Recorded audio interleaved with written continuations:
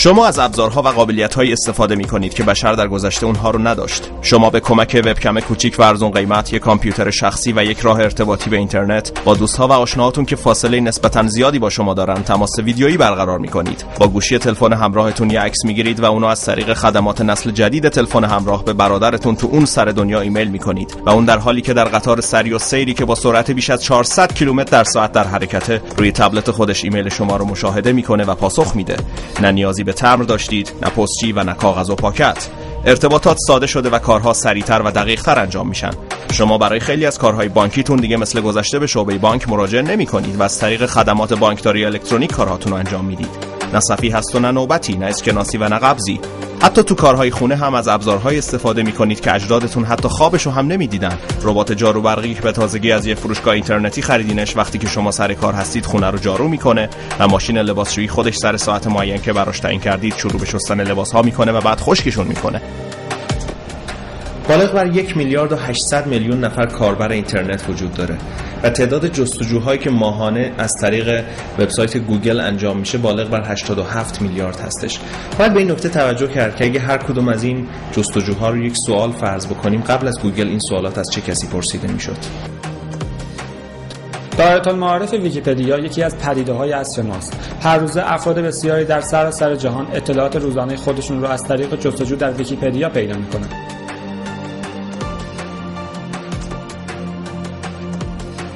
اطلاعات این دایره‌المعارف هر ساعت و هر لحظه توسط افرادی مثل من و شما در حال بروزرسانی و بهبود هست.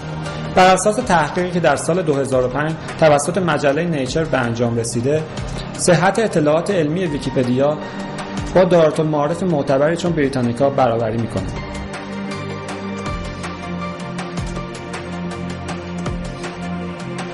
تقریباً 38 سال طول کشید تا مخاطبین رادیو در جهان به 50 میلیون نفر برسند، در حالی که این عدد در اینترنت تنها 4 سال بود.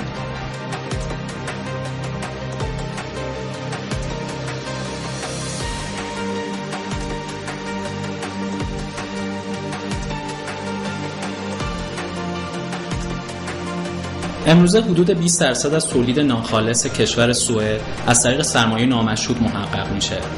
مثلا دانش فنی تولید میشه و به فروش میرسه. تغییراتی که تو چند دهه اخیر تو دنیا اتفاق افتاده فقط شامل پیشرفت تکنولوژی نمیشه. ما هم تو این مجموعه زیاد نمیخوایم راجع به پیشرفت تکنولوژی صحبت کنیم، بلکه بیشتر میخوایم راجع به تغییراتی که در اقتصاد دنیا رخ داده صحبت کنیم و اینکه سازمان‌های پیشرو امروز چطوری ارزش بیشتری خلق میکنن و تو این شرایط رقابتی میتونن به حیات خودشون ادامه بدن. عبارت‌های زیادی رو تو فضای کسب و کار امروز میشنویم که در گذشته خیلی مورد توجه نبودن، مثل اقتصاد دانایی محور، مدیریت سرمایه‌های فکری و مدیریت دانش. تو این مجموعه می‌خوایم بررسی کنیم که چطور شد که این دغدغه‌ها وارد فضای کاری سازمان‌ها شد و اینکه چه ضرورتی داره تا سازمان‌ها به این موضوعات توجه کنند.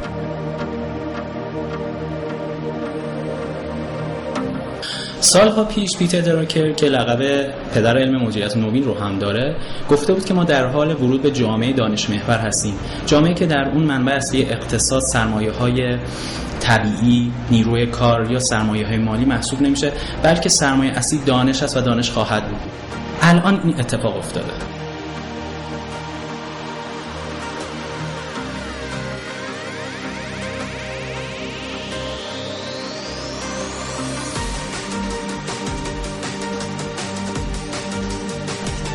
سرمایه فکری در مقابل سرمایه فیزیکی به کار میره و اگه بخوام ساده تعریفش بکنم، یعنی چیزی که توی اسناد مالی اکثر شرکت‌ها جایی براش وجود نداره ولی سازمان از داشتنش داره ارزش خلق میکنه، مثل دانش تخصصی، مثل کارکنان توانمند و متعهد و متخصص، مثل اعتبار اون سازمان در بازار، مثل تجربیاتی که در طول دوره فعالیت خودش کسب کرده و معمولاً هم جایی ثبت نشده، بیشتر تو ذهن افرادی هستش که تو اون سازمان فعالیت کردن و به خاطر همینه که تو این دوره افراد بسیار مهم شدن.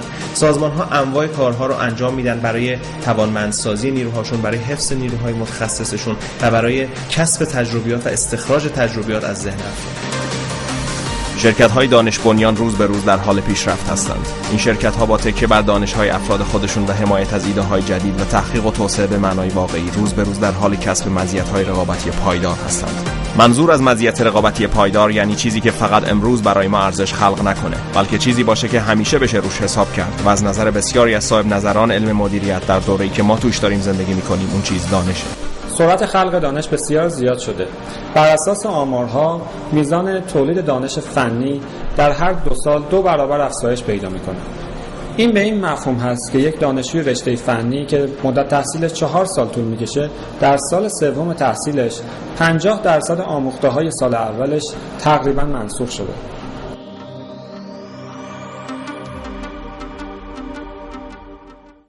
جهانی شدن اقتصاد و شدت گرفتن رقابت در اکثر بازارها، افزایش دانش بشر و انفجار اطلاعات، تحقیقات گسترده سازمان‌ها در سراسر دنیا برای طراحی و تولید محصولات و خدمات جدید، کاهش تقاضا برای کارگرهای ساده که بخوان یه سری کار مشخص و تکراری رو انجام بدن، شرایطی است که در حال رخ دادنه و ما روز به روز داریم بیشتر به اون مفهوم اقتصاد دانایی محور نزدیک میشیم. در این از توجه سازمان‌ها معطوف به سرمایه‌های فکری شده. در این مجموعه تمرکز ما بیشتر بر روی بعد دانشی سرمایه‌های فکری است و راجع به موضوعاتی مثل برند و سایر مصادیق سرمایه فکری کمتر صحبت می‌کنیم. در این مجموعه ما قصد داریم راجع به مدیریت دانش یا مدیریت دانایی صحبت کنیم و اینکه چطور میشه با این رویکردها جایگاه سازمان رو ارتقا داد و چطور میشه از پتانسیلی که در افراد وجود داره بهره مند شد و دانش رو که تنها مزیت رقابتی پایدار در اقتصاد امروز هست به کار گرفت. سازمان‌های امروزی به دنبال این هستند که به کمک خلاقیت کارکنانشون و به کمک اطلاعاتی که دارن، چه اونهایی که تو محیط و بانک‌های اطلاعاتشون هست، چه اونهایی که در ذهن افرادشون هست، بتونن خدمت جدیدی ارائه کنن، محصولاتشون رو توسعه بدن یا نیازی که تا الان به درستی پاسخ داده نشده رو پاسخ بدن. این کار نیاز به چیزی داره که به آسونی قابل دسترس نیست. این چیزیه که با دانش افراد سر و کار داره، با خلاقیت اونها، با پژوهش‌ها و مطالعات که انجام میشه و برای تحقق چنین شرایطی سازمان باید خیلی چیزا رو خودش تغییر بده. برای شروع بهتر از مدل‌های ذهنی شروع کنه. اینکه این باور به وجود بیاد که یک ایده میتونه ارزش آفرین‌تر از یک ماشین تراش یا یک زمین باشه.